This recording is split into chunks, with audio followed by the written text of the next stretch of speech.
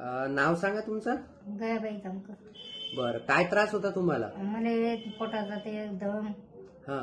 त्रास होता. मग 4 वर्ष मला त्रास होता पोटाचा दमाचा. म्हणून मी दमाचा काय त्रास होत होता? ते खोकला हा. आणि बेडका निबर धडक राही. हा. त्यामुळे मला दम वाढत आहे. चालताना दम लागायचा का? हो, शेतात गेलं की. बर, मग काय काय काय करायचं तुम्ही असा त्रास झाला की? मग ते मिशन आणायची ओढाचं. कशाची मशीन?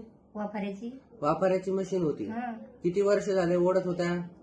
4 वर्ष झालं मी ओढला, पण ते काही फरक पडेना. फरक नव्हता पडत? नाही. बर बर, मग आता इथं शेळके हॉस्पिटलला तुम्ही उपचार सुरू केला तर किती फरक वाटला लय तुम्हाला? फरक पडला आता मध्ये. आता ते थंब नाही येत, काय नाही. हा. आता लय फरक पडला.